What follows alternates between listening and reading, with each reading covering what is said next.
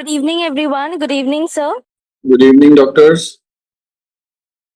So let's begin with the neurology section of EDIC Part 1. So as you all know that EDIC Part 1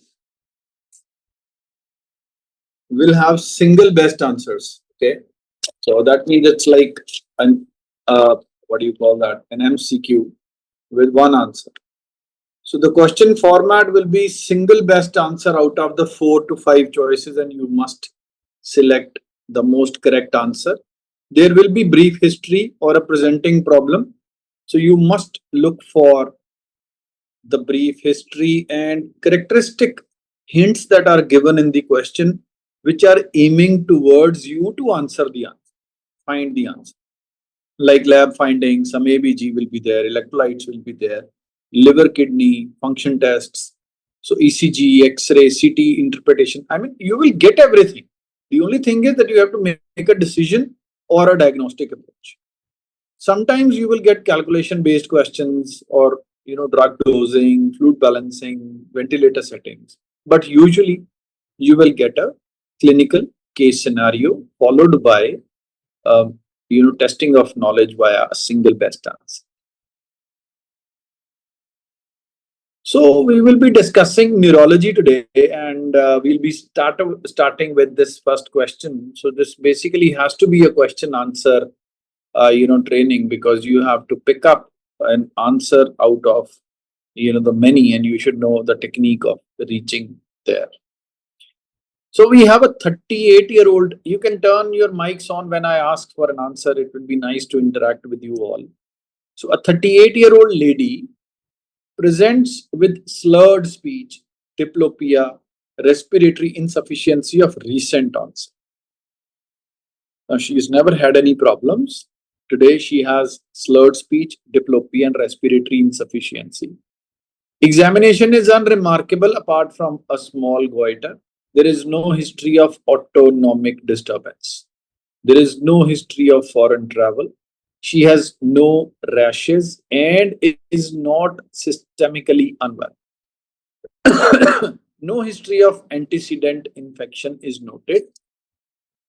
Which of the following is most likely diagnosis? 1. Myasthenia gravis. 2. Botulism. 3. Lyme's disease. Or D. Charcot-Marie-Tooth disease. And E. Guillain-Barré.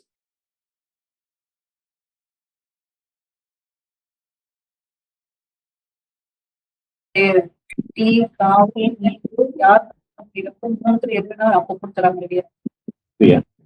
Yes. What is the answer? Say again. A. So basically what we have here is a classical presentation of myasthenic crisis. Yeah. So this is myasthenic crisis. And why myasthenic crisis? Why not botulism? Why not botulism?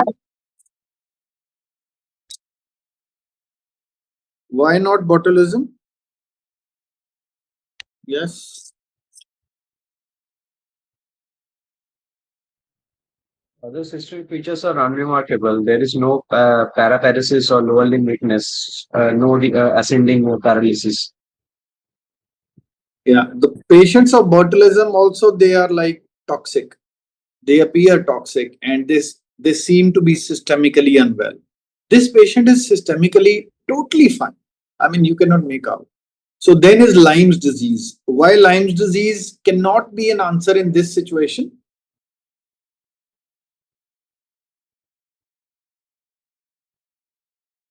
So Lyme's disease needs a history of being around bushes where deers are there.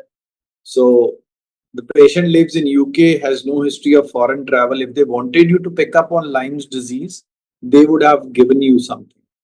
Then in Lyme's disease, there is a typical rash, which is followed by a long period of disease, no disease. And then comes the late neurological cardiovascular symptoms of Lyme's disease, out of which slurred speech, diplopia, respiratory insufficiency, these symptoms are usually not there. Then comes Charcot-Marie-Tooth disease. Why not Charcot-Marie-Tooth disease? It's very important that we, go through the answers and we define that the patient does not have it, so that, because my questions would be simpler. In examination, you would find it two options which are running neck to neck. There, knowing something will be very important, that you don't mark the wrong answer. So the Charcot-Marie-Tooth disease is basically There is no distal symmetrical weakness or other systemic examinations were unremarkable. There's no sensory loss also, which is mentioned here. Yeah, and then it is a heterogeneously genetic disease which presents heterogeneously. So the patient would have some symptoms from younger age group. She is 38, but this is an inherited disorder, we all know, and it is like demyelinating or axonal damage is there. So the patients usually present with distal muscle weakness first, and starting in feet and legs, and then progresses proximally. There's foot drop, difficulty walking, and then there is a typical shape of the legs which is called that champagne glass appearance. So the patient will have telltale signs of Charcot-Marie-Tooth. Why it cannot be Guillain-Barré syndrome? No autonomic dysfunction, no Very good. GI symptoms previously. Yeah, so she does not have any antecedent infection history. So this question has, very effectively given up all the answers, and we can have the answer now, and the answer is myasthenia gravis. So myasthenia gravis, we all know it presents usually and commonly in women in their fourth or fifth decades. Ocular symptoms being common, initial presentation known as myasthenia, ocular myasthenia. There may be other diseases like, hyperthyroidism, goiter, thyroid-related dysfunction. Autonomic disturbances, classically, they are not a feature of myasthenia gravis. But these patients may have muscarinic symptoms because of the patients can have muscarinic symptoms because of pyridostigmine, which is a acetylcholinesterase inhibitor.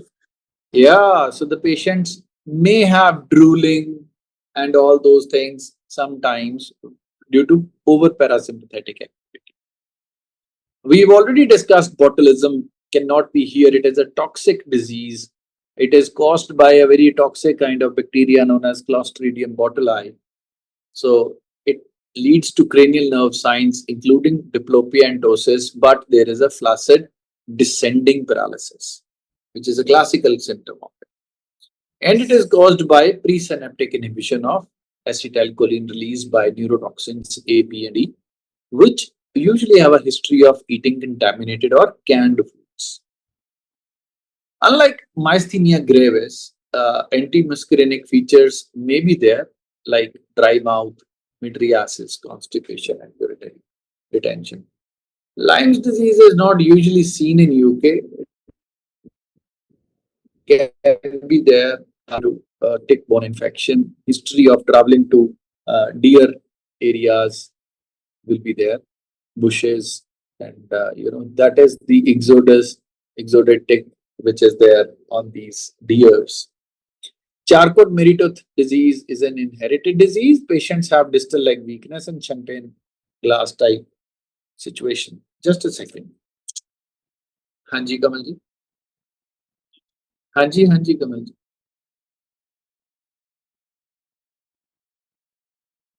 ये मैंने आपको भेजा है ना, address भेजा है आपको. ये आप मजीठा रोड पे आओ. मजीठा रोड पे ये,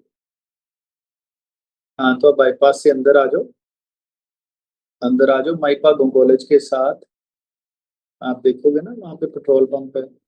डायमंड एवेन्यू वाले मोड़ से नेक्स्ट मोड़ आपने लेफ्ट साइड गली में ले लेना है, फिर कहीं नहीं मुड़ना. 13th पेट्रोल पंप के बिल्कुल सामने. ठीक है, तो उसमें 13th घर है राइट साइड. हाँ हाँ कहीं मुन्ना नहीं था 2 to 4 2 2 4 ठीक है sorry Guillain-Barré syndrome it usually presents with cranial nerve involvement as you said the patients may have dysautonomia also sensory symptoms flaccid paralysis and areflexia but history of viral or bacterial infection will be common. Yeah, that brings me to one more question that might be helpful to you. So it is about the GBS.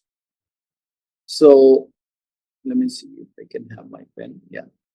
So about GBS, which of the following is true? Number one, it affects females more than males. Number two, it is a disease of middle age group. Number three, when it is secondary to respiratory illness, it usually presents in a month.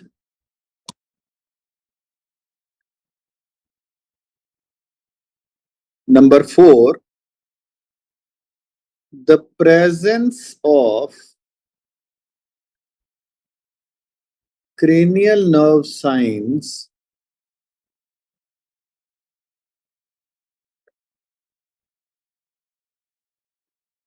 effectively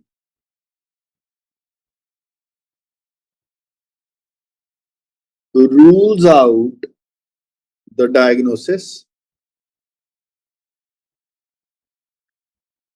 And number five, the most common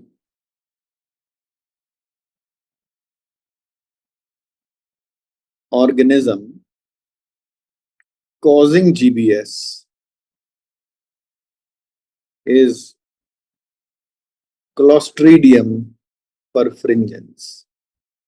This is a question which has actually appeared in one of the exams actually. So that is why I've found this for you. So can you answer this question for me? 1, 2, 4, and 5 seems wrong. Mostly for males and with increasing age, there is more incidence.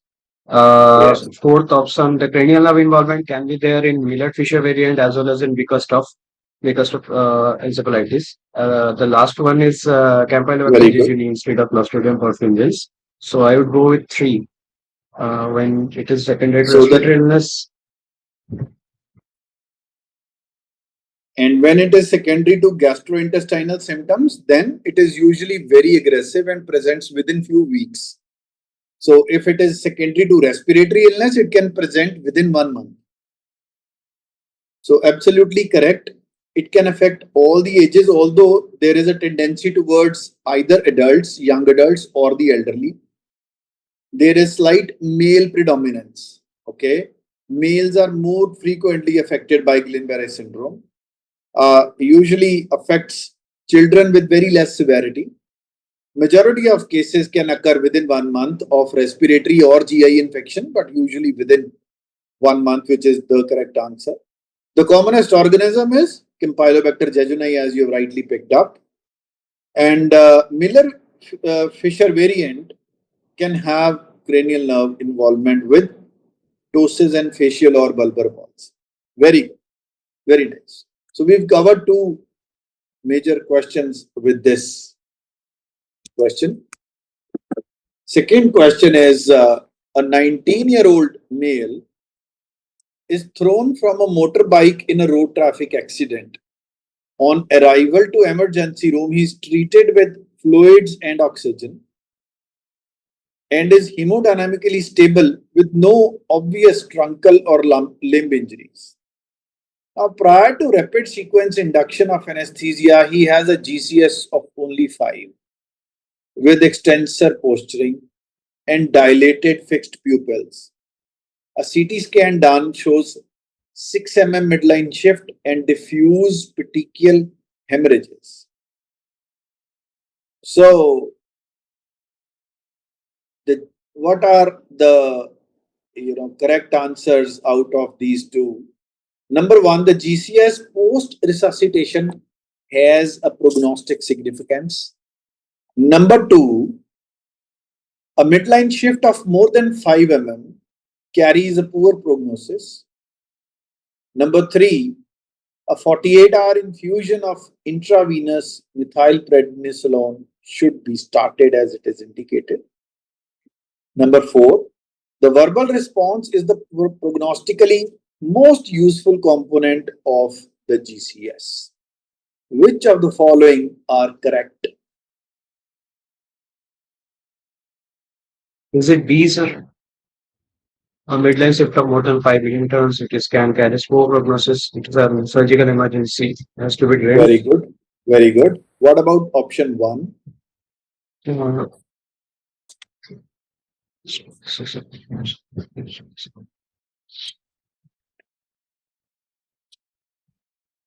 So I'm not sure about that, sir. C is definitely not there because methylprednisolone steroids are contraindicated nowadays after the class trial. Very good. Verbal response may not be very much prognostically useful as most of these patients will be intubated with GCS of 5 with extension posture. Very good. So my best guess would be D only, sir. Would be B, sir. Midline shift of more than 5 millimeters scan carries a poor prognosis and needs to be okay. operated. Nice.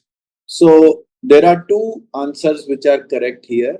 One is that the GCS post resuscitation has prognostic significance.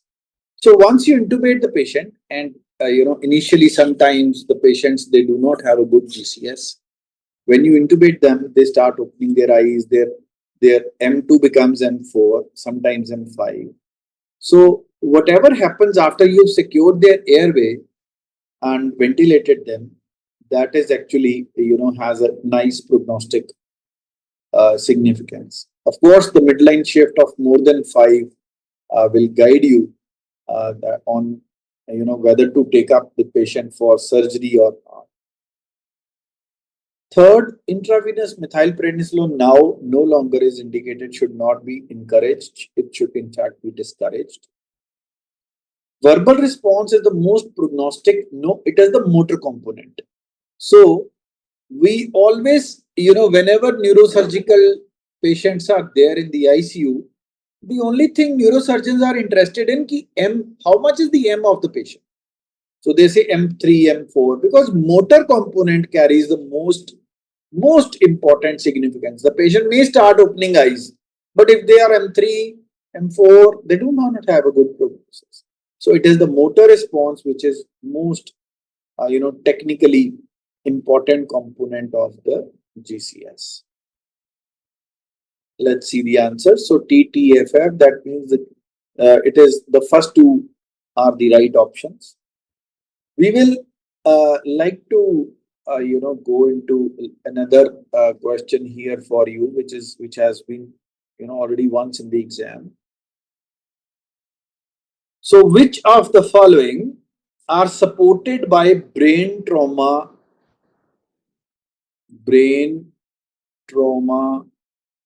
foundation guidelines for TBI? Number one,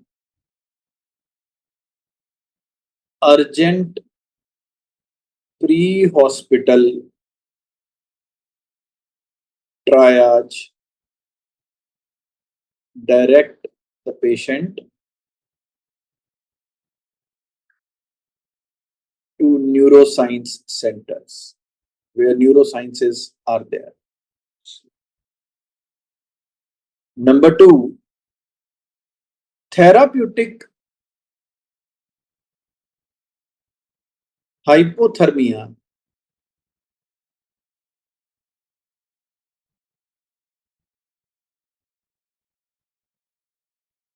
is given to patients who have raised ICP, refractory to standard treatments.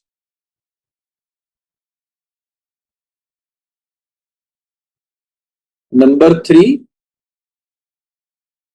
hyperventilation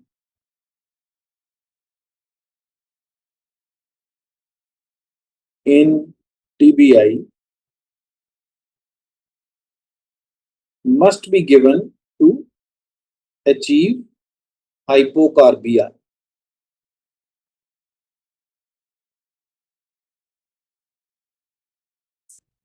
Number 4, osmotherapy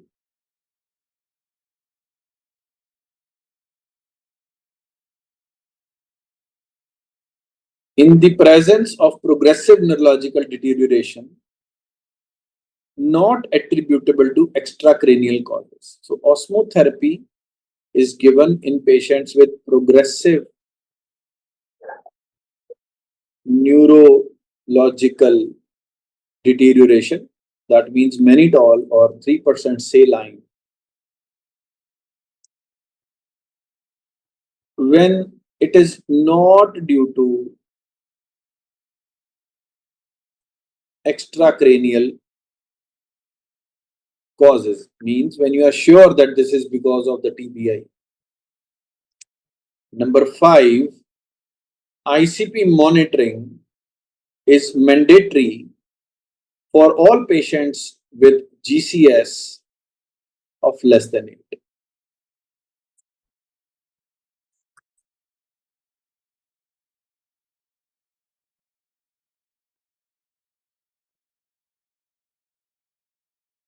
So which of the following are the correct answers?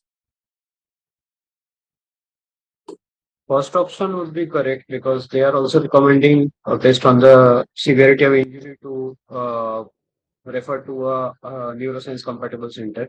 Second one, as per the Eurotherm 3235 trial, it's no more recommended. The therapeutic hypothermia is no more recommended. Yes. ICP monitoring, there are only 2 indications as per BTF.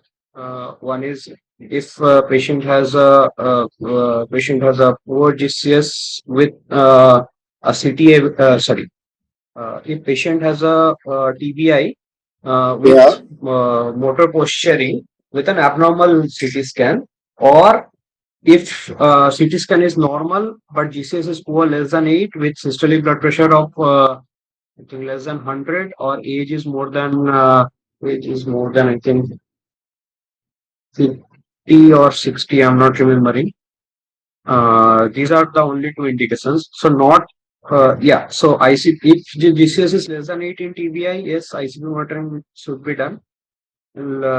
Fourth one is osmotherapy, progressive neurological deterioration. Yes, it is not a level 1 recommendation. Also not in tier 0, but in case of progressive neurological deterioration, they are recommending osmotherapy with either of hypertension or mannitol. And hyperventilation in TBI to achieve hypocarbia is just a transient measure. In case of emergencies where raised ICP is causing fixed dilated pupil unilaterally and impending to reflex, that is impending herniation. So it's not it's just a transient measure. So I would go for 1 is a true. 2 is therapeutic hypothermia no more recommended, so it is false. 3, hyperventilation in TBI to achieve, this is also false. 4, I would go ahead with true, and 5 true. So 1 and 4 are correct. ICP monitoring with GCS 8 with abnormal CT scan. If the GCS is less than 8, but with a normal CT scan, it is not indicated. Like for example, somebody is opioid overdose and had a head injury, but the CT is normal. The GCS is still less than 8. So if the GCS is less than 8, there is a clause in it that CT head has to be abnormal. If the CT head has abnormal, only then you will go with this. So this is like red herring. ICP monitoring with GCS of less than 8 with what? I mean, if it is a definite traumatic brain injury within CT and CT findings, then you would go. But routine monitoring of ICP with a normal brain CT scan with TBI is not. So you are correct. One is correct. Fourth is also correct, because osmotherapy should ideally be instituted in all the patients where you see the raised intracranial pressure or the neurological deterioration, they are directly interlinked. The neurological deterioration is not due to something else. For example, let us say if somebody has raised ammonia and the deterioration happens, so you ruled out that ammonia is high, then you will not start osmotherapy. You will start diarrheal therapy. You'll start Lactulose lactulose. and epoxy. Yeah. Yes, correct. Also Correct. Lola in case of refractory. Yes. So nice attempt, very good.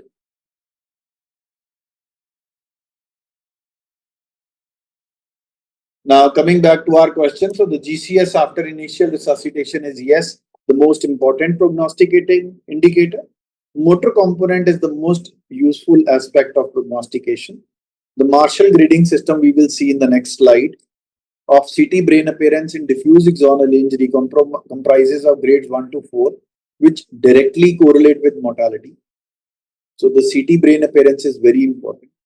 The Medical Research Council crash trial showed that 48-hour infusion of IV methylpred of GCS less than 14 were associated with actually increase in 14-day mortality.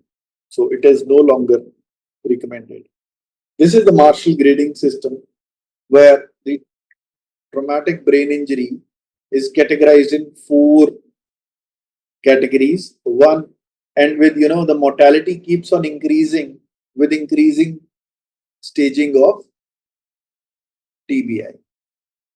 So when the patient has midline shift of more than 5 mm and along with no visible intracranial injury or cisterns, midline shift of 0 to 5, mixed density lesion. So these patients, they have around more than 50% mortality. So half of the patients would die.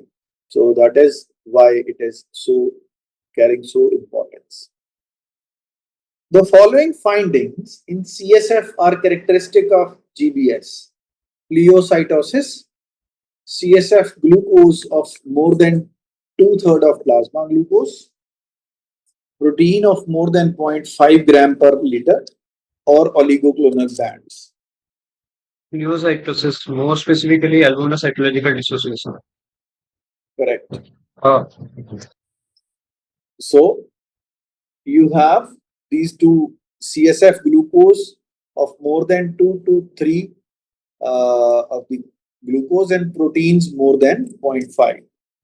So what we have is an elevated protein with almost normal cell count. The pleocytosis is not there. The TLC is normal, and oligoclonal bands, they are seen in any demyelinating disease. So this is what we have here is, that is proteins more than 0.5 and CSF glucose more than 2/3 of plasma glucose. That is almost as much as plasma. Next question is, a 78-year-old man presenting with a seizure 5 days post carotid endarterectomy. It spontaneously terminates, but on recovery he complains of severe left-sided pounding headache and a weak right arm. So his BP is 205 by 110. A CT scan is not required. What do you think it is? What is the situation? What is the diagnosis? First, we need to understand what the diagnosis is, then we can attempt the question. A 78-year-old man presenting with a seizure 5 days post-carotid endarterectomy, what is the complication that happens around this time? The seizure terminates spontaneously, but the patient has severe left-sided pounding headache and a weak right arm. What is the problem? And the BP is 205 by 110. What is the complication that has happened?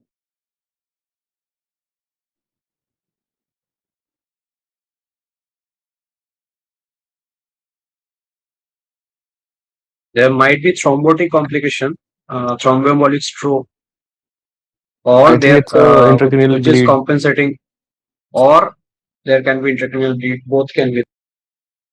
So basically, this is a complication which is known as cerebral, because the patient has become conscious with the spontaneous resolution of the seizure. So if it was a hemorrhage, the patient would not become conscious after the seizure. So this is called cerebral hyperperfusion syndrome. That usually happens around the first week of endarterectomy, post-carotid hyperperfusion syndrome. So we would need, to understand the disease, we would need a CT scan immediately to rule out ICH. So CT head is required. His blood pressure should be reduced by pharmacological means urgently, because if the patient has not bled, the patient might bleed. Glyceryl trinitrate is an agent of choice. False, big false. We all know that in brain, whenever autoregulation is at stake, we do not give the trinitroglycerin, because it can overrule the normal autoregulatory mechanisms. A heparin infusion should be started immediately. This is also false, because if it is a hemorrhage, we would lose the patient. Okay. So the only correct answer is second. The history of a seizure, headache, and neurological deficit, it is known as cerebral hyperperfusion syndrome.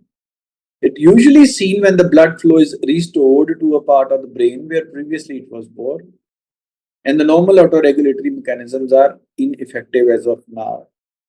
The peak incidence is around the end of first week post-operation. It is more common in hypertensive patients and requires intensive pharmacological treatment, unlike the ischemic stroke where we do not care for the elevated blood pressure. Why we want to control the blood pressure aggressively? Because the autoregulatory mechanisms are not functioning properly as of now. If you leave it untreated, the cerebral edema and hemorrhagic stroke may occur. We need a CT head to exclude the stroke. While treating blood pressure, labetalol or oral clonidine are the preferred agents. Nitrates are not, because they will cause cerebral vasodilatation. Is that clear? Cerebral hyperperfusion syndrome. Please go through it. It has been asked in the. Regarding intensive care management of patients with blunt traumatic brain injury, hyperglycemia has no bearing on neurological outcome. Is it correct?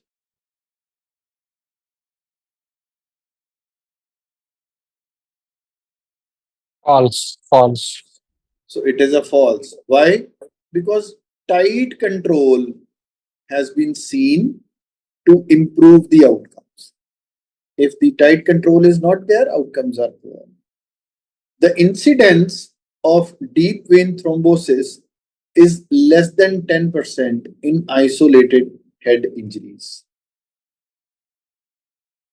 True or false? So in isolated deep head injuries, the standard DVT rate or incidence should be around 3%. So that is correct statement. Prophylactic anticoagulation should begin in the first 24 hours. False. When it should be started? So if it is not to be started in 24 hours, when should it be started? Ideally after 72 hours. 72. That is the time. Prophylactic hypothermia is standard care in the management of these patients. So that we've already discussed that False. this is false. All right. So the first statement is false because tight glycemic control is better and it improves the survival and neurological outcomes of the patients with TBI. The incidence of DVT is around 3% and timing of starting anticoagulation for thromboprophylaxis is generally after 72 hours. Therapeutic hypothermia is a controversial topic, but it has not demonstrated a statistically significant reduction in mortality.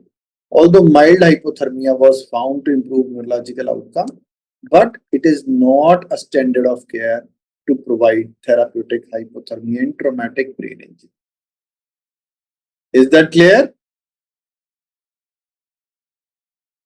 Now we come on to very important topic is intracranial pressure trace. You will have at least 2 questions in EDIC part 1 from this topic, at least. So see the trace P1, P2, P3. So the P1 represents transmitted arterial pulsation.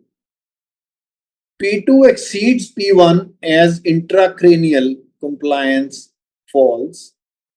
P3 represents the dicrotic notch. P1, P2, P3 are also known as Lundberg waves. Yes. Anyone who has read the intracranial pressure trace? P1, P2, P3. P1 is percussion wave, P2 is tidal wave, P3 is dicrotic. Yeah, so P1 represents transmitted arterial pulsation, yes. P2 exceeds P1 if intracranial compliance fails, yes, true. Very good. But it is not Lundberg waves. Lundberg ABC will be some flat short bursts like quadrangular waves. Those are not there. So 1, 2, and 3. ABC, all 3 are true, and D will be false. Very good. So the Lundberg waves are longer time-dependent patterns of pressure waves in patients who have elevated intracranial pressure. So these are normal waves. Okay, these are normal. Lundberg waves are abnormal waves secondary to elevated ICP. Okay. So P1 represents arterial pulsation, absolutely correct. So this is the artery making a tuck.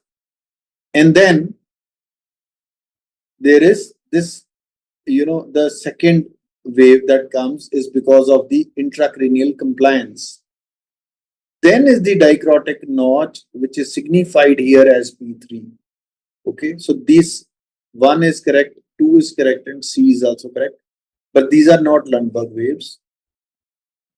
So let me show you Lundberg waves.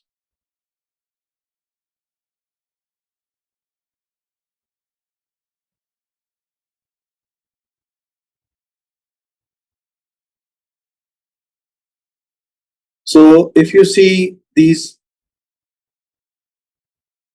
are the Lundberg waves. So these are the Lundberg waves. They are more squarish. These are more squarish as you see, and these are known as pathological or abnormal ICP waves. So Lundberg A is a plateau wave, B is you can see the B wave, and they mention that these are hinting towards the rising. Whenever the pattern changes to these waves, these are always scary to see, and hence you see these are very good pictures. So you can see that the normal is P1 is greater than P2 and then the dicrotic notch is P3. So whenever the compliance is compromised, the P2 becomes taller. And when there is low compliance, P1, P2 differentiation becomes 0 and it is almost one peak, P1 and P2. And the P3 will always be maintained. As you can see, P3 is always maintained because it is the dichrotic notch. Okay, is that clear?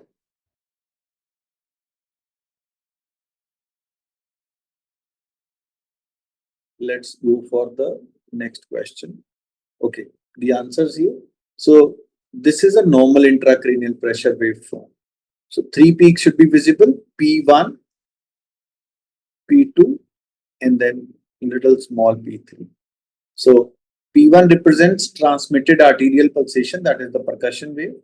P2 is related to the brain compliance, so that is the tidal wave, and increases as the brain compliance falls.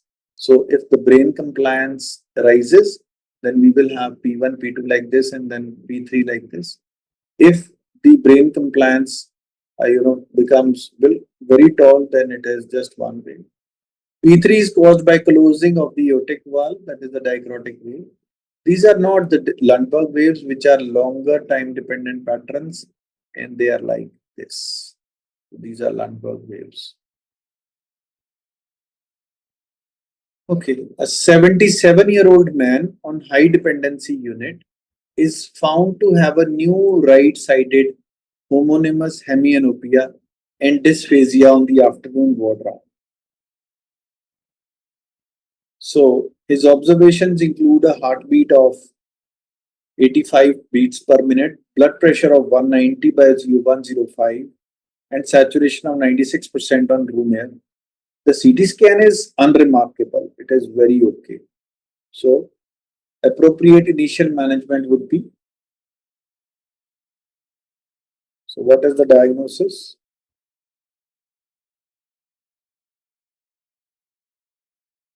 What is the diagnosis? Stroke. Acute stroke. Ischemic stroke. So it's a new ischemic stroke. Why do you say a new ischemic stroke? So we don't know what the patient was admitted with. Maybe the patient was admitted with septicemia or any other unrelated diagnosis. But now he has a new right-sided homonymous hemianopia and dysphagia. And the CT scan is normal. If it was a hemorrhagic stroke, the CT scan would not be normal. So what will you do immediately?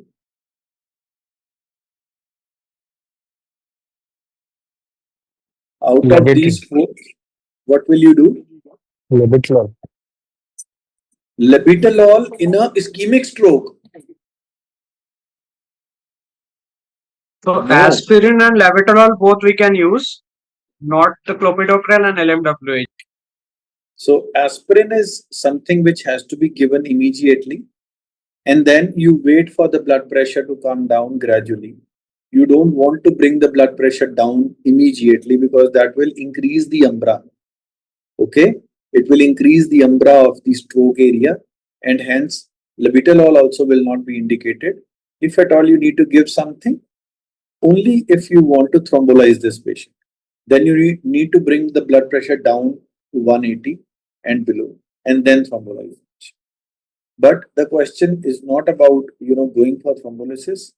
Immediately give aspirin and then wait for the things to get better. This man has a clinical evidence of stroke. CT scan has excluded a hemorrhage but failed to show any ischemic changes, which are usually not visible earlier. Aspirin has been shown to reduce recurrence of stroke, death, and disability. Should be given to all stroke patients once the hemorrhage has been excluded. The evidence base for clopidogrel has not been established, so should not be routinely given. Anticoagulation has no benefit. If at all, it has a disbenefit. The patient may have a hemorrhagic transformation. Hypertension is common in acute stroke and may be pre-existing or elevated due to stress, pain, or physiological response to brain hypoxia. Should not be actively lowered unless the pressures are 220 systolic or 120 diastolic are reached.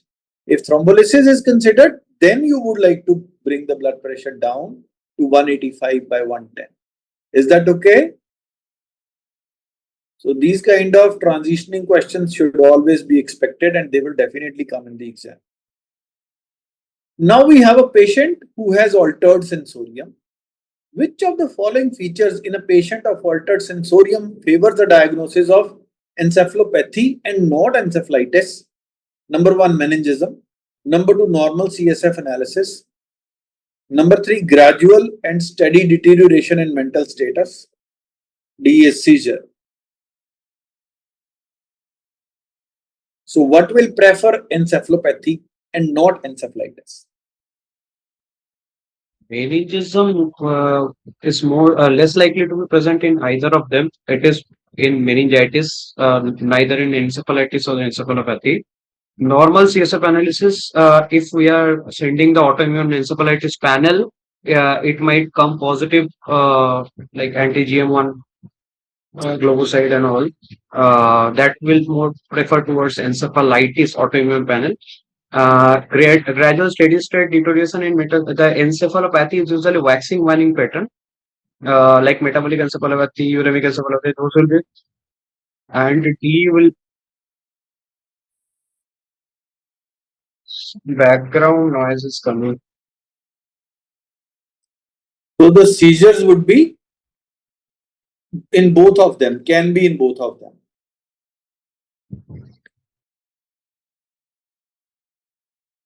So the correct answers would be normal CSF analysis and gradual steady deterioration with waxing and waning course.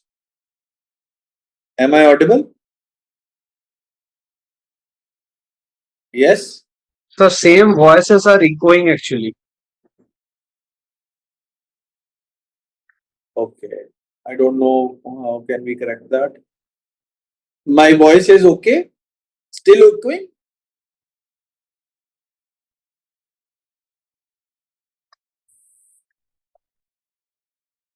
Is my voice better now? There is no background noise. It's all okay. Okay. It might be So- just my Yeah. So encephalopathy, in contrast to encephalitis, is a non-inflammatory diffuse brain dysfunction secondary to some intoxication or metabolic dysfunction. Encephalitis, on the other hand, is an infection of the brain tissue, that is parenchymal damage, where the brain is directly involved and is a medical emergency. Encephalopathy is characterized by deterioration in the mental status. Oh, sorry. Encephalitis is caused by an acute deterioration in mental status. The presence of focal neurological signs and seizures are there. Peripheral manifestations of infectious agent like viral, for example, parotitis, presence of myocarditis or lymphadenopathy is also there. CSF is usually normal in encephalopathy, but it is rarely normal in encephalitis. A lymphocytic pleocytosis usually indicates either tuberculosis or viral or fungal.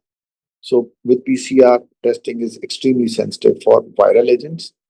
Herpes simplex is the most common cause of encephalitis. Let's take you to another question which has come in the exam. I will write it down here.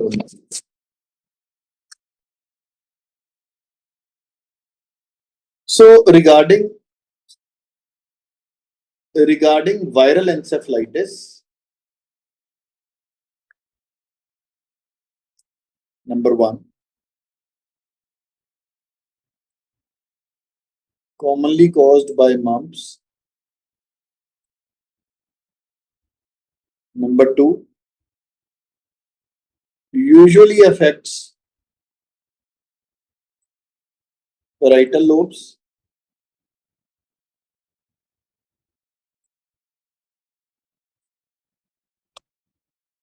Number three,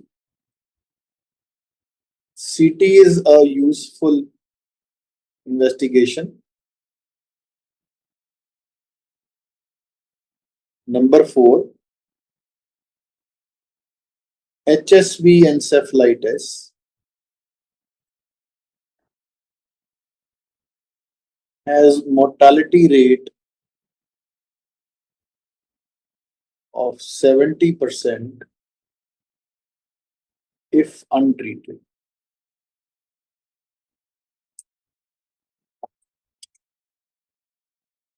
And 5, most common presenting complaint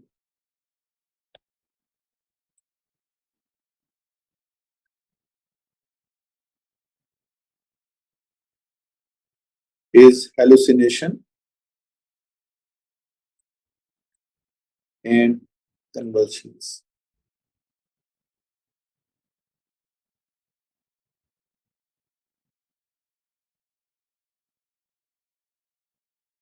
Yes. Mumps is not very common to cause viral encephalitis, rather HSV is common. And parietal, instead of parietal, it is more likely to be temporal. It is PLED, that is lateral epileptiform discharges from temporal lobes, which is common.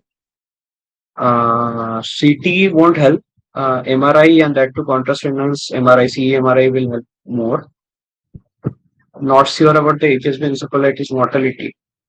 Not sure about the percentage. And yes, patient can present with hallucination, or mainly auditory if it is from temporal lobe and convulsions. So one is false, two is false, C is false. Fourth, I'm not sure. Five is true. So we will just go one by one like you did. So encephalitis is usually and more commonly caused by herpes simplex type 1, type 2. Other viruses are polioviruses, and still other viruses would be measles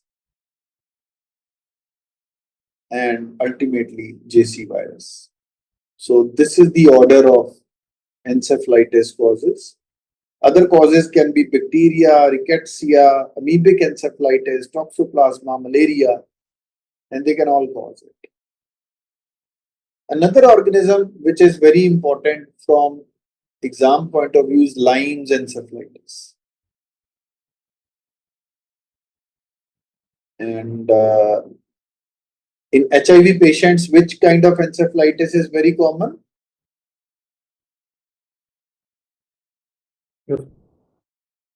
Cryptococcal encephalitis in HIV positive patients.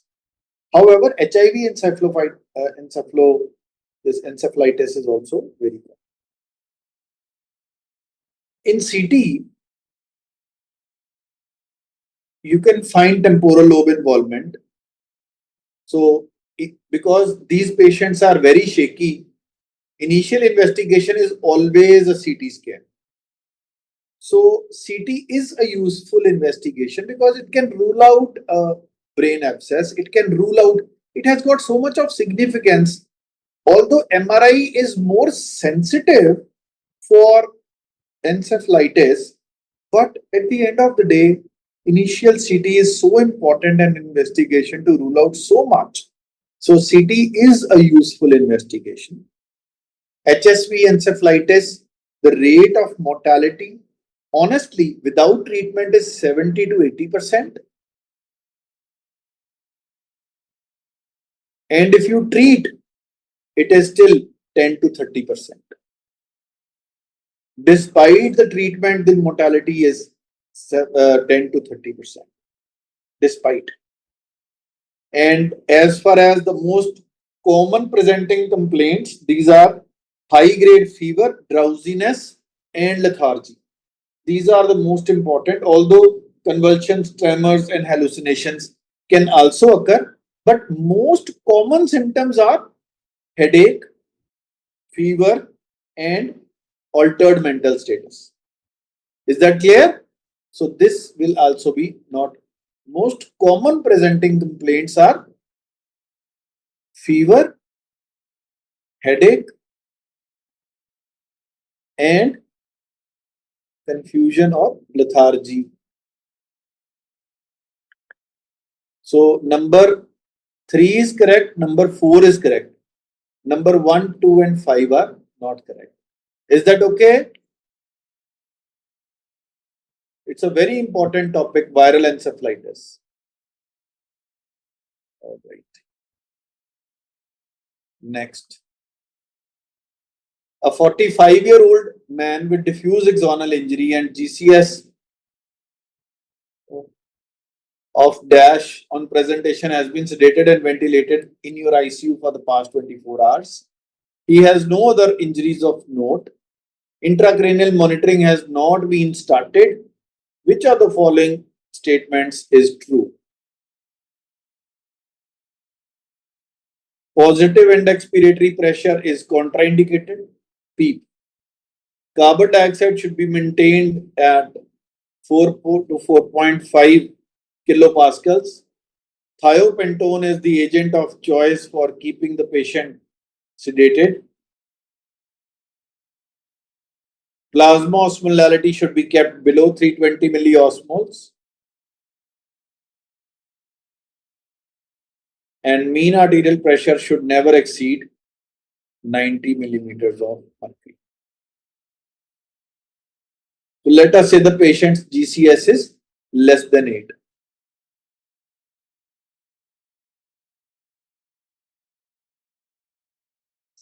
Which of the following is the true answer? Or how is the situation?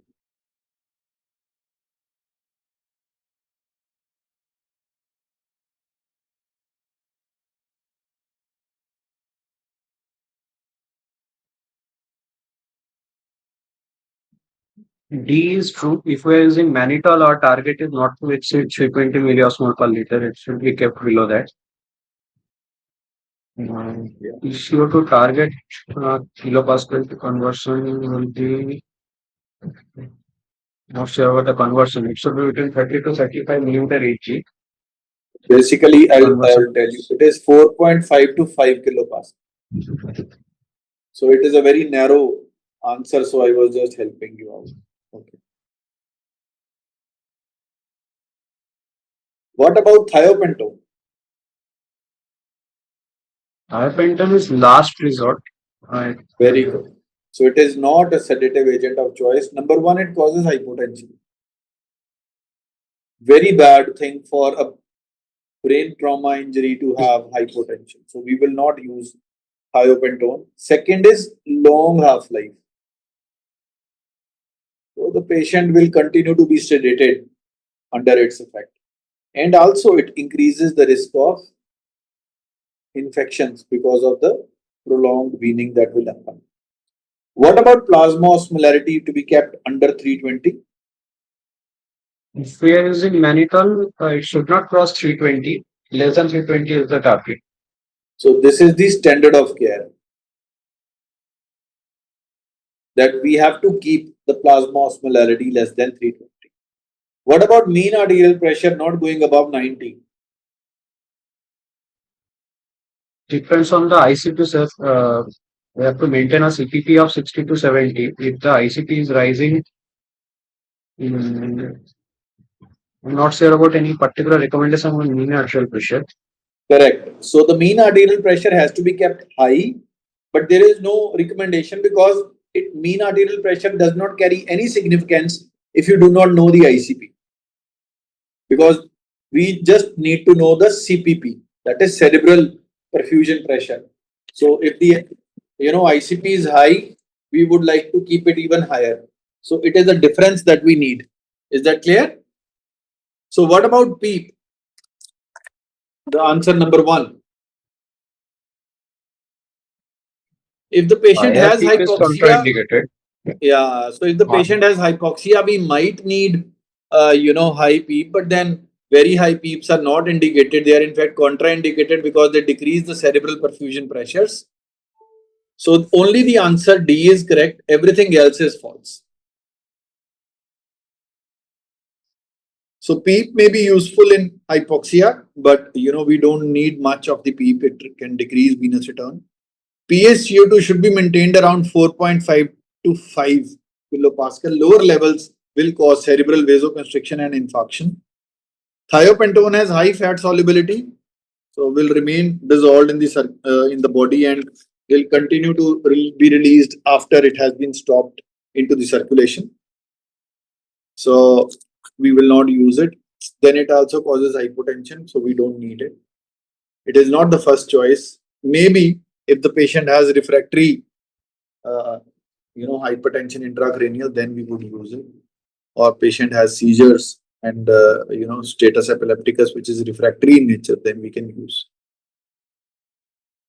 Osmolality of plasma, keeping it below 320 is a standard practice, so we should not be missing on this.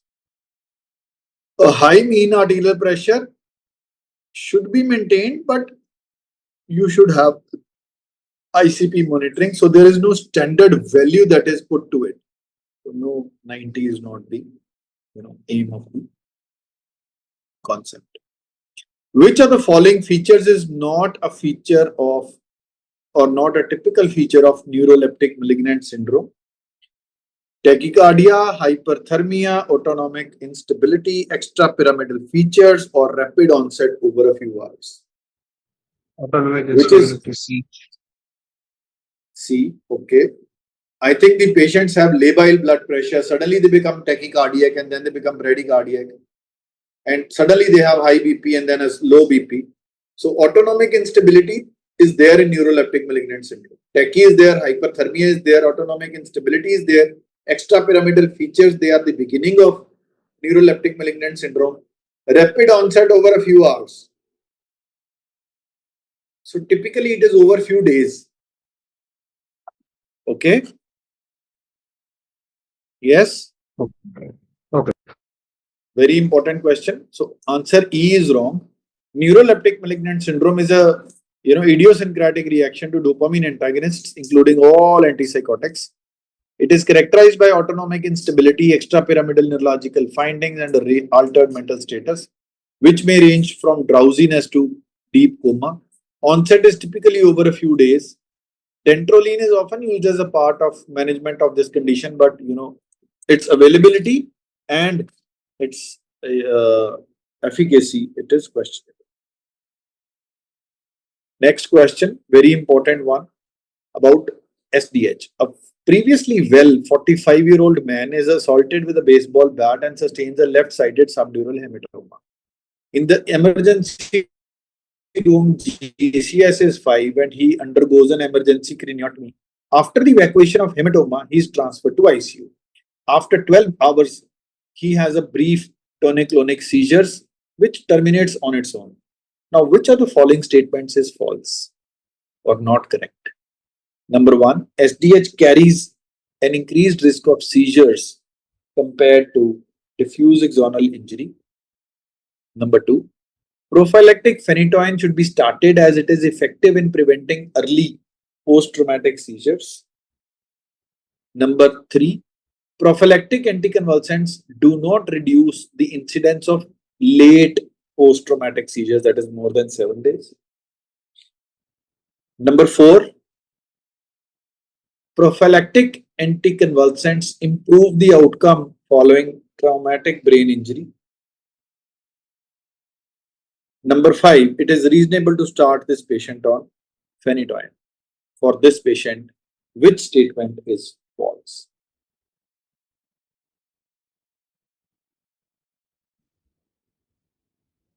Very important question of understanding. Prophylactic phenytoin. Okay, so among this, B is right. It is effective in preventing early post-traumatic seizures, but it is not effective in preventing late post-traumatic seizures. So B and C both are right. D, no, it doesn't improve the outcome. It is just it has just shown efficacy in preventing early seizure, but doesn't improve outcome. So D is false. E is it is reasonable to start patient with phenytoin. Yes, true. And A, SDH is more risk of seizures than DAI. So I would go ahead with D. You will go with D.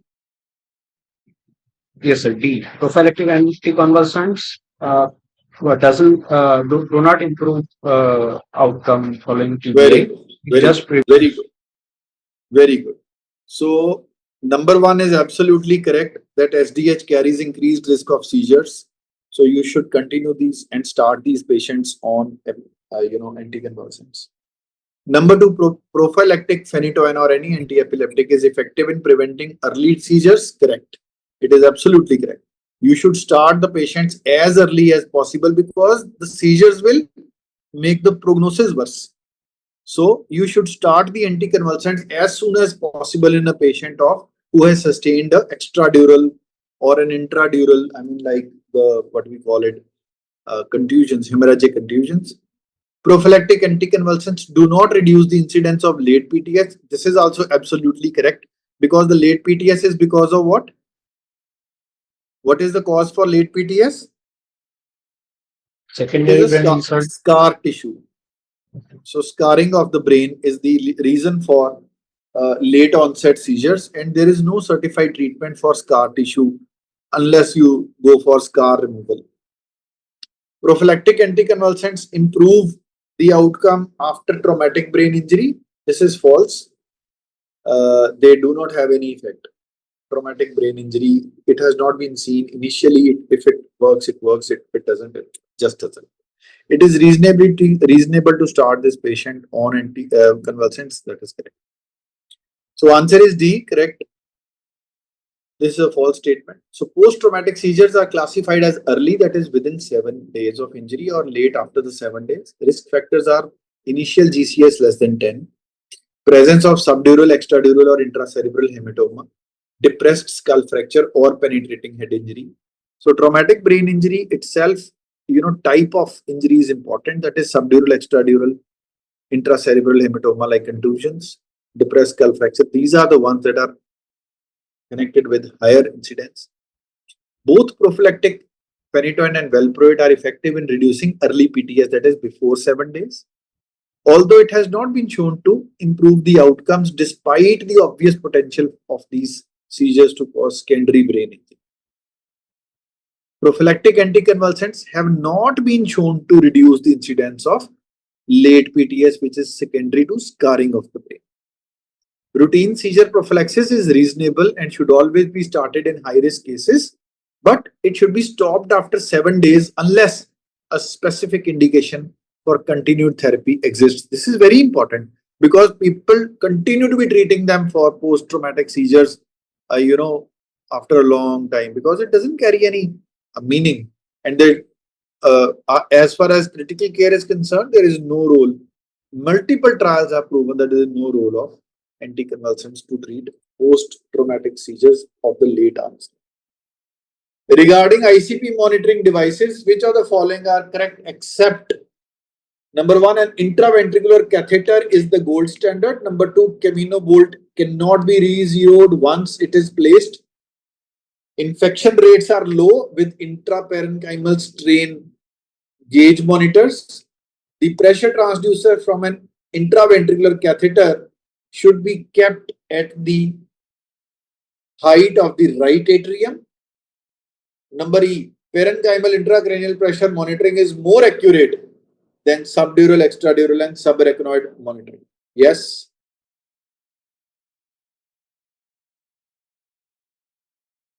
So an intraventricular catheter, yes, A is absolutely correct. It is the gold standard, although it carries more infection risk, but it is correct. Okay.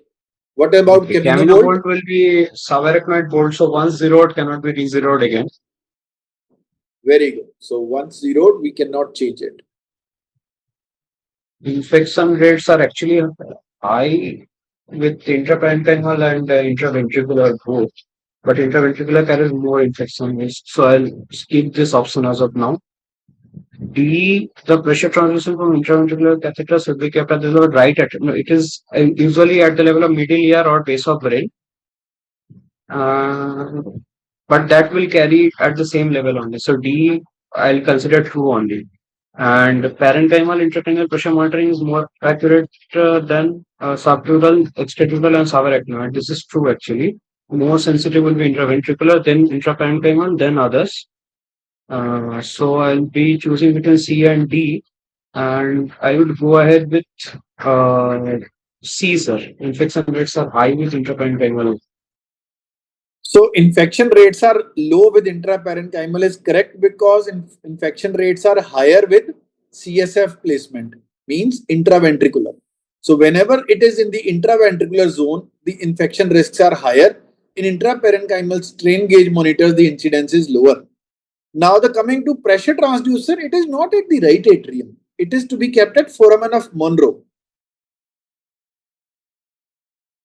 So that is the place where it should be kept. The the height of the at the foramen one. It is not at the level of right atrium. So So we absolutely need to correct. keep at the level of middle ear cavity, sir. So to consider with base of brain. Yes. So it is not the right atrium. Right atrium is basically for JVP or arterial blood pressure. So the intraventricular catheter is the gold standard and allows pressure to be transduced with reference to atmospheric pressure by the means of a fluid column. Because the fluid column is moving in and out, there are chances of getting infected. So intraventricular catheters are infected more than the intraparenchymal catheters. The pressure transducer should be kept at the level of foramen of Monro. This system can be recalibrated as required and CSF fluid can also be drained if ICP is increased. The problem is infection, especially if intraventricular catheter is in place for more than 5 days. As far as the strain gauge devices are concerned, like Camino system, they can be placed anywhere, not just extradurally or subarachnoid. It can be placed intraparenchymally or intraventricularly, and fiber optic technology is used to transduce pressure. They provide less dam trace because it is using fiber optic technology. There is no fluid moving between, hence it cannot be recalibrated once inserted. It's a dry kind of monitoring. So they cannot be recalibrated, the strain gauge devices. Intraparenchymal monitors are more accurate because they are present in the pressure sensitive area. Now, subdural, subarachnoid, extradural systems, they are basically expansile systems and can expand to changes in pressure. And they have low infection rates and can be used for extended periods if required. So, intraparenchymal monitors are the better ones, but intraventricular catheter is the gold standard because it gives multiple benefits. It equates with the fluid inside the cavity and you can drain the fluid also. So please go through this concept and this topic, very important. A 58-year-old woman sustains head injury and is rendered unconscious. A CT scan confirms diffuse intracerebral hematoma, not amenable to operation. Over the next 5 days, despite optimal management, neurological condition fails to improve. She is maintained on pressure support ventilation and flexes to painful stimulus only. After discussion with the family, it is decided to stop artificial ventilation. The best is described as euthanasia, assisted ventilation, withholding of ventilation, withdrawal of ventilation, or murder. What is it?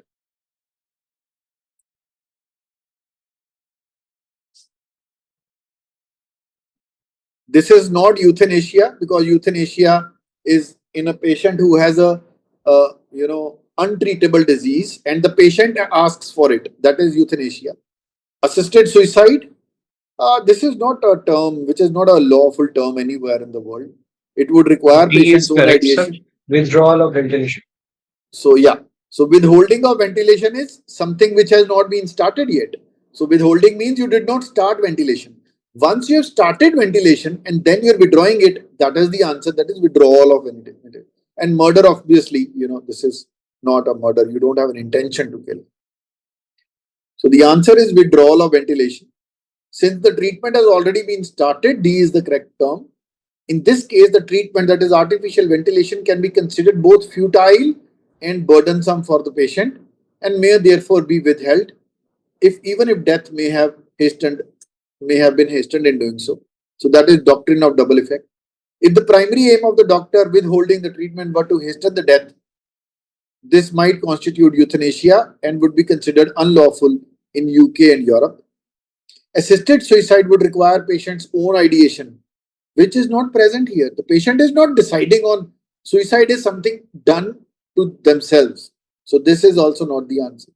In UK, the General Medical Council issues guidance on the end of life decision. So murder is not one of them. Regarding the use of thrombolysis for acute ischemic stroke, which of the following is true? Number one, it should not delay the administration of aspirin. Number two, it must be administered by endovascular catheter at the site of occluded artery. Number C, the blood pressure of 200 by 120 is a contraindication. Number four, immediate improvement is usually seen. Number five, door to needle time is 30 minutes and should not be exceeded. What is the answer? A blood pressure of less than 185 by 110 is required. So blood pressure 200 by 120 is a relative contraindication. We have to increase the BP first. What about one? And regarding one should be below the administration aspect. It is also true, sir. Aspirin should be given to all the patients who are not candidates for thrombolysis. So you will not give aspirin to a patient in whom you have decided to thrombolyze. So this is not applicable. If you want to thrombolyze, no aspirin. Okay? And because the risk of catheter, yes, sir. Because the risk of hemorrhagic conversion is already increased by thrombolysis. If you give an aspirin, it's going to worsen the condition. So if you are going to thrombolyze, do not give aspirin. Thrombolysis may be administered by an interventional radiologist directly into the blocked artery, but it is just not an indication that you have to give it endovascularly.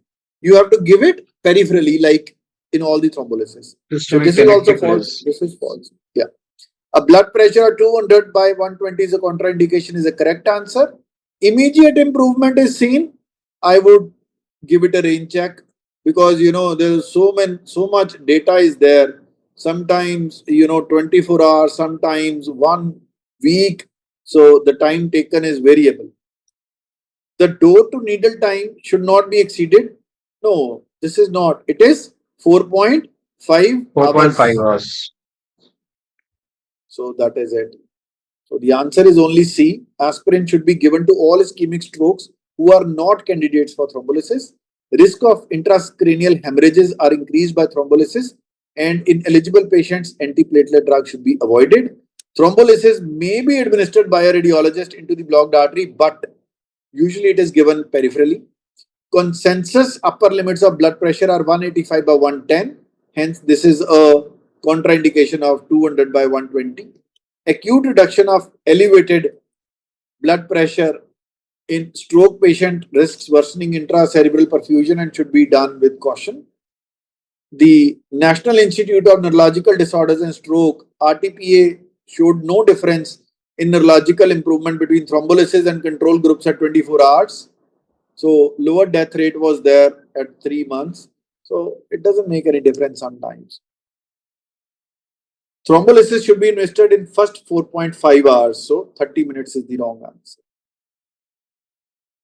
A 58-year-old man with long-standing hypertension has acute onset right hemiplegia, aphasia 6 hours prior to arrival in the emergency. He is confused with dense left gaze deviation. Left pupil is 6 mm, poorly reactive. Right is 4 mm, reacts to light. Patient vomits and is subsequently intubated and then taken to CT, where he is found to have a large intracerebral hypodensity with mass effect and uncal herniation. What are you going to do immediately, which is proven to lead to a better outcome? Will you give osmotherapy with 23.4 saline? Increase respiratory rate to 24? Will you cause for decompressive hemicraniectomy or administer IV altiplase or elevate the head end to 30 degree? What is the answer? Osmotherapy, sir. And decompressive hemicraniectomy will have. What is the diagnosis?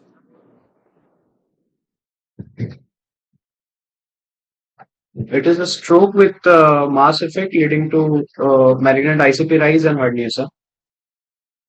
So this is a malignant stroke. So the treatment is immediate decompression. So only decompressive hemicraniotomy or craniectomy is the answer here.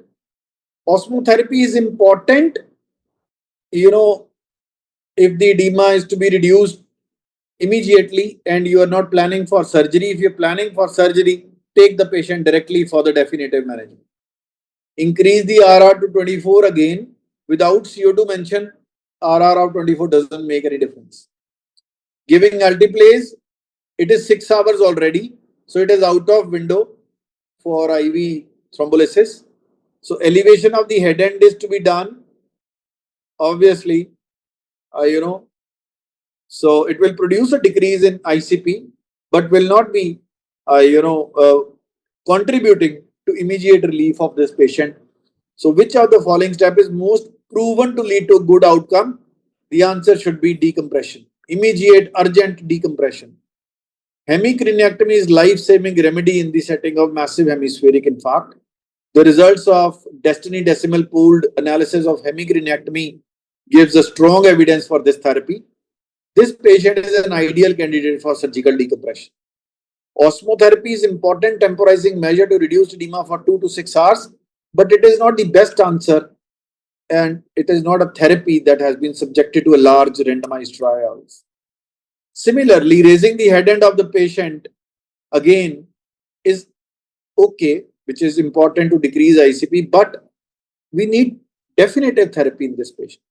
Intra-arterial thrombolysis, this is a late presentation, more than 6 hours have passed, and the patient is already showing signs of herniation. So this patient is impending death. So if the patient is impending death, immediately do a hemicraniotomy. A 68-year-old man presents with acute onset left hemiparesis and headache. Symptoms started 2.5 hours prior to coming to ED. BP is 218/110. Emergent CT of the head shows 18 ml intracerebral hemorrhage. INR is 1, platelet is 112. What of the following are true for this patient? Lowering of systolic BP is associated with better functional recovery. Is it correct? Yes, it is correct. You need to bring it down to less than 140 immediately. Hemostatic medication mitigate hemorrhage, volume growth, and therefore improve outcomes. False. Due to his thrombocytopenia, platelet transfusion is indicated. False. All of the above are true, again is false. So the only answer correct is A. That is, you need to aggressively bring the blood pressure down. So Interact 2 trial showed significantly better functional recovery with systolic blood pressure lowering to 140/140 within 4.5 hours of symptom onset. B is incorrect because factor 7 for acute hemorrhagic stroke trial, FAST trial, showed that although hemostatic therapy with recombinant activated factor 7 reduces growth of hematoma, but it did not improve any survival or functional outcomes. As far as the platelet transfusion is concerned, 110 is not a cutoff for transfusion of platelets. Next question is, an 85-year-old woman with mild dementia but no significant vascular disease presents to emergency department with 1 hour of abrupt onset nausea and altered mental status. Her blood pressure is 135/76, heart rate of 104 and RR of 16. Temperature is 36.8. Her exam is notable for dense left hemi-neglect. Motor exam is limited by her neglect but appears normal. CT shows 4 cm parietal intracerebral hemorrhage. Which of the following treatments could actually worsen her outcome? Number 1, placing an IV catheter to measure ICP. Number 2, surgical evacuation of hematoma. Number 3, prophylactic seizure therapy with levetiracetam. Number 4, early nutrition support with feed. Any idea? So the answer actually is B and C. Sorry, not just C, it is B also. So as far as the guidelines are concerned, the patients who have cerebellar hemorrhages, who are deteriorating neurologically or who have brainstem compression or hydrocephalus from ventricular obstruction should undergo surgical removal of the hemorrhage as soon as possible.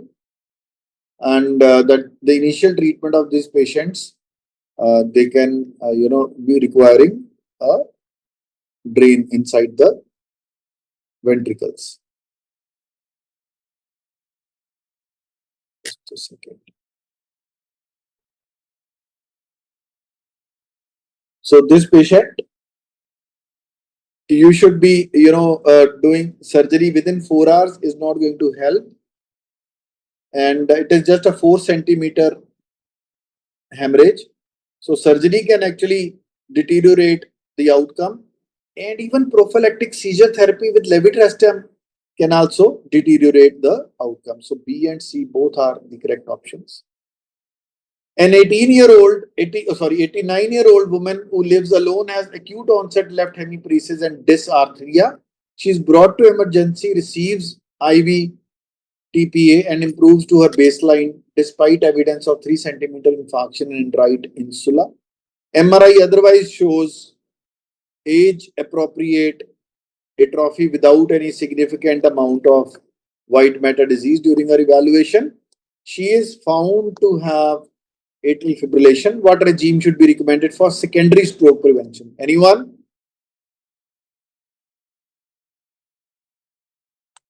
So in atrial fibrillation, it is NOACs now, or VKAs. Anticoagulation is important. So either the NOACs like dabigatran, apixaban, rivaroxaban, or warfarin or coumarin derivatives should be instituted to prevent secondary infarctions. So the answer is C. Although major risk factor for intracranial hemorrhage is age and giving warfarin, the chances of ICH may increase, but overall 52% relative risk reduction is there with the minor increase in the hemorrhages. Combination of aspirin plus clopidogrel has shown only a modest improvement in ischemic stroke and atrial fibrillation. Clopidogrel trial with irbesartan for prevention of vascular events, but a similar increase in bleeding risk was there, no net benefit. So that is why anticoagulation is still the hallmark and cornerstone which should be used. In which scenario anticonvulsant therapy is recommended? Prophylaxis in ischemic stroke with large cortical infarctions, prophylaxis in hemorrhagic lobar stroke with significant edema, prophylaxis in ischemic stroke patients post hemicraniectomy, or ischemic stroke patients who have brief seizure 2 weeks after initial stroke. So which of the patients anticonvulsant therapy is indicated? So it is basically a patient who has a known history of seizure, like a brief seizure 2 weeks after initial stroke. So the D. There is no data to support the use of prophylactic anticonvulsant in stroke. Furthermore, even in the patient who are at an elevated risk of post-stroke seizure, such scenarios listed in A to C, there is no evidence that preventing seizure improves outcomes. In ischemic stroke patients, current guidelines support the use of anticonvulsant only if the patient had a clinically definitive seizure. It is reasonable to use anticonvulsants for a long period of time and gradual discontinuation when the patient is stable. A 73-year-old woman with hyperlipidemia and hypertension experiences a 30-minute episode of dysarthria and right side weakness. She comes to the ED and is fully recovered. Her blood pressure is 163 by 102. CT is normal. ECG is normal. ABCD score. What is the ABCD score, and should she be admitted to hospital or left to go home? So you need to know about ABCD2 score. And what is the score of this patient? You need to know. So this patient has a score of 5. So, and hence the patient needs admission.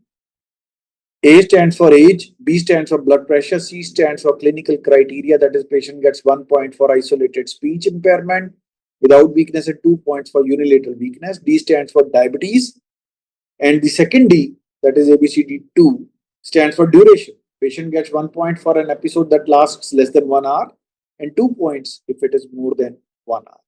This patient has a score of 5 based on the description, and overall 2-day risk stroke is close to 4%, which justifies hospital admission. So it is very important to know the ABCD scoring for TIA.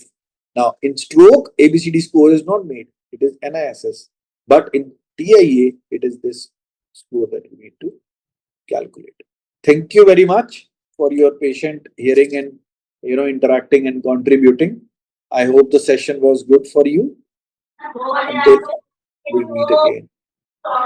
Thank you, sir. Thank you very much. So all the aspirants are requested to stay on this link. You can have 5 minutes break.